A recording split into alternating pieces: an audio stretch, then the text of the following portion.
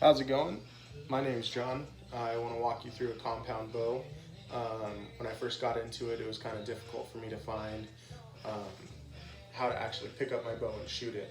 There's all kinds of aiming things in there. There's all kinds of information out there for correct form, but I didn't really see any pick up my bow and shoot it. Um, I want to let you know there are different lengths for draws. Draw is how far back you come until you're in a comfortable position. Um, there's different arrow lengths. Those are for how it has to do with how high or short your axle to axle length is, also how long your string is, what your draw is, all kinds of different things. So those kind of things are going to be specific to the person. There's all kinds of videos on how to measure your draw. You can look that up. You don't want to pick up a bow with an arrow that's too small because that can put an arrow through your hand, pretty catastrophic. So you'll want to look into your specifics for that. But if you're just getting a bow and you want to pick it up and be able to shoot it, I want to walk you through the anatomy of a few things and show you some important parts. So first we have a tip, a broadhead, depending on what you're shooting. It's just going to be a weight, what carries the bow, and also what threads into the front. This is called an insert. This is glued into the actual shaft. This is what you thread into. A little advice: put some bow wax on there, on your threads, and it'll help it stay in place. As you start to shoot your bow, you'll realize that you hate when it shakes around, so you don't want any of that. At the back end here, we have fletchings. Fletchings are usually, if you have a 3 group, you usually have one different colored fletching, and that one's kind of your guide. It tells you which one to leave up. It should align with your notch, so as you can see inside of there's actually a notch, and I line my different colored fletching with that. These nocks, which is where the nock, tough in there. This is called a nock. This is what goes on the end, and this actually goes into your onto your string. So that's what your string sits on.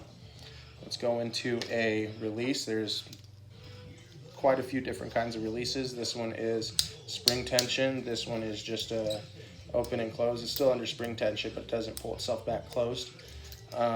So you have your wrist strap. You always want to make sure when you're strapping, you put it right back to where it was the last time. If archery is repeatability, you're going to be accurate if you can repeat everything you do every single time.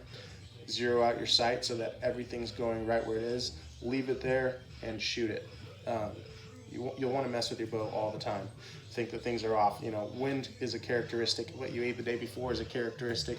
There's a wide range of spectrums on things that are going wrong. Your bow is how you left it. Tighten everything up once you get your settings, but try not to move stuff, because once you're there, you're having a good day. The next day it could just be going wrong. You're standing wrong. Your stance is huge. John Dudley goes over that on how impactful your stance can be on your shooting. So let's get into the bow. You have your sling, your wrist sling. This keeps it from falling off more in your head than anything, but it's just a safety in your head that you're not going to drop your bow because you don't hold it. You actually just cradle your hand around the handle or grip. We have our stabilizer. This will counteract the weight of the bow, make it easier to hold, and make it feel more equal as you're holding it, in weight. This is our sight. Our sight has pins. Let me turn this around for you. The sight has pins right in there. Hopefully you can see it, maybe against my black shirt. There we go. So top pin is always going to be your closest shot. So if you have 20 yards, 40 yards, 60 yards, this is going to be 20. I'll explain that in just a second. Here and here we have, let me take a step back. Here and here we have our bolts that bolt into the riser. These hold limbs on. If you hear that a bow is 45 to 65 pounds, let's say, this is how you change that. There's also settings in your cams that help you change that along with draw lengths, depending on your cam. Matthews bows are specific, so you buy the cam for the size that you are. This is just a roller guide wheel. This will just guide the string along here. You have your bus cable, and then you have your front and back of the string. This is all one string, but, well, no, this is 2 strings. But you will have your cable guide right here. cable will guide these two strings and make sure they're in correct alignment without, if you see there's a space here, without creating friction. This is our whisker biscuit. This is a type of rest. There are drop rests and there are whisker biscuits. There's a few different kinds of drop rests. You know, you have your limb driven and your cable driven. I prefer limb driven. It's just a more, it'll just stay there. You know, they're very easy to set up after you figure it out, and then it just works. So I like those. So let's get into the sight and how your pins work. So like I said, there are 3 pins, right? Top, middle, bottom being, or the top being the closest. That is because always aim at something that you're not willing to hit, by the way. So don't be aiming at the window trying to figure this out. So as I'm looking down, if I'm looking at the top sight, right, bottom sight. As I go up, I'm going to be looking at a different pin from my angle. So that's how those pins work. Let's get into drawing your bow. You want to hook your D-loop up. Sorry, I missed a couple things. D-loop.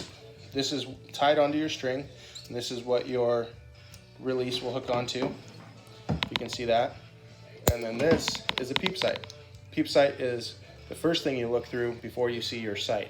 So that's all part of your anchoring point. Like I said, there's varying heights and things depending on the person. So you hook your release up to your D-loop, all right? This is not a correct way to open a bow. You push and you pull at the same time. You do not want to be using these muscles. You want to be using your shoulders. So get your good grip, not a grip, but a cradle.